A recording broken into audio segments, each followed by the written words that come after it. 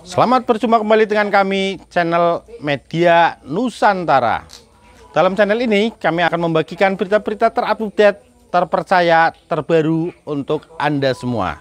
Semoga apa-apa yang kami sampaikan dapat bermanfaat dan dapat menghibur Anda semua. Terima kasih, salam NKRI.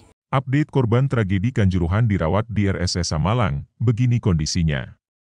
Merdeka.com, sebanyak 8 pasien korban tragedi Kanjuruhan masih menjalani perawatan intensif di Rumah Sakit Saiful Anwar, RSSA, Malang.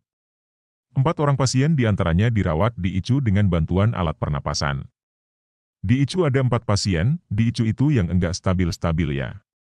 Kemudian yang stabil tapi masih harus dipantau sampai sekarang 4 pasien, kata PLT Direktur RSSA Dr. Kohar Harisantoso, Senin 17 Oktober. Sejumlah pasien yang rawat jalan juga sudah mulai menjalani kontrol, baik di poli bedah maupun poli mata. Sebanyak 70 pasien sudah dipulangkan dan secara berangsur sudah mulai menjalani kontrol. Mereka yang dirawat di ICU RSSA dari tragedi Kanjuruhan diantaranya disebabkan karena benturan kepala, kesadaran menurun dan terjadi injuri otak. Selain itu juga terjadi persoalan di paru-paru. Pasien yang sudah pulang diantaranya kasus bedah dan gangguan mata yang perkembangannya selalu dikontrol. Aminayu, orang tua dari korban atas nama Afrizal, 10, mengungkapkan bahwa anaknya masih menjalani perawatan. Anaknya masih menunggu penanganan atau operasi kulit di paha.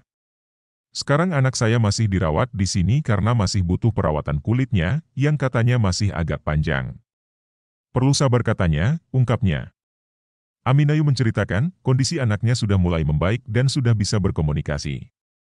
Tetapi karena lukanya cukup lebar di bagian paha, sehingga masih butuh perawatan. Kita tinggal menunggu proses penyembuhan luka. Dia kan ada luka di paha, tegasnya. Aminayu juga menegaskan bahwa selama perawatan tidak membayar alias gratis. Ia tidak pernah mengeluarkan uang berkaitan dengan urusan perawatan anaknya. Tidak bayar sama sekali, mulai dari datang, sampai sekarang enggak ada bayar apapun. Saya dengar Pak Jokowi juga bilang gitu waktu itu, nanti pengobatannya harus sampai selesai, pengobatannya sudah ditanggung oleh pemerintah, urainya. Senada juga disampaikan oleh Susana, yang anaknya atas nama Holifatur Roshida masih menjalani perawatan. Putrinya, Susana mengalami patah tulang belakang dan sempat tidak sadarkan diri. Anaknya sempat dirawat di sebuah rumah sakit swasta sebelum kemudian dibawa pulang. Tetapi setelah di rumah diketahui kalau tidak dapat menggerakkan kakinya, sehingga diarahkan kembali dirawat ke RSSA. Dibawa pulang ternyata enggak bisa gerak kakinya, terus dibawa oleh Arema dan petugas kelurahan ke RSSA sini sampai sekarang. Hari Kamis dioperasi, sekarang sudah mulai membaik, kisahnya. Susana juga kembali menegaskan bahwa tidak membayar biaya apapun selama perawatan anaknya. Pengakuan juga diberikan oleh Eti, orang tua dari korban Dian Puspita yang tidak sadarkan diri saat dibawa ke RSSA. Selain itu, anaknya juga mengalami kaki patah akibat peristiwa Sabtu, 1 Oktober itu. Sudah sadar Selasa ini. Sekarang sudah dirawat inap, semua sudah baik cuma dia belum bisa ngomong, urainya. Eti juga menyampaikan bahwa tangan anaknya hingga saat ini masih belum bisa digerakkan. Tetapi sudah dalam kondisi sadar dan bisa diajak berbicara. Jari-jari enggak bisa gerak sama sekali. Sudah sadar tapi ngomong masih belum, ungkapnya. Baik Eti maupun Esther juga menegaskan bahwa mereka tidak pernah mengeluarkan biaya terkait perawatan. Sementara Rohaniah ibu dari korban atas nama Ade Prasetyo yang mengalami patah tangan. Ade mengalami patah tangan dan telah menjalani operasi.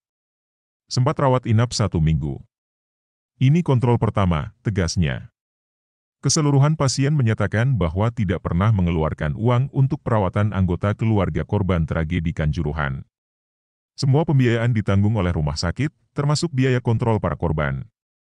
Hari ini pasien dari tragedi Kanjuruhan yang kontrol di poli bedah 6 pasien, poli mata 6 orang. Yang dirawat di sini pulang terus kontrol dan gratis kontrolnya, tegas Kohar. Pemberlakuan gratis untuk korban tragedi Kanjuruhan ditegaskan Kohar telah ditetap oleh pemerintah provinsi, Pemprov, Jawa Timur. Langkah tersebut didukung oleh pemerintah Kabupaten dan Kota Malang. Namun ditegaskan bahwa masa tanggap darurat tragedi Kanjuruhan memang sudah lewat. Sehingga apabila masih muncul pasien baru agar dilengkapi dengan surat keterangan dari otoritas pemerintah kabupaten atau kota setempat. Sekali lagi, pasien baru yang menyatakan bahwa saya kasus Kanjuruhan, kasus baru yang sebelumnya tidak pernah kontak berobat ke fasilitas di sini, mohon dilengkapi dengan surat keterangan dari otoritas pemerintah kabupaten kota setempat, pungkasnya. Pihak rumah sakit juga telah bekerja sama dengan pemerintah daerah di Malang untuk penanganan kasus baru tersebut. Tetapi hingga saat ini belum muncul adanya korban baru akibat tragedi Kanjuruhan.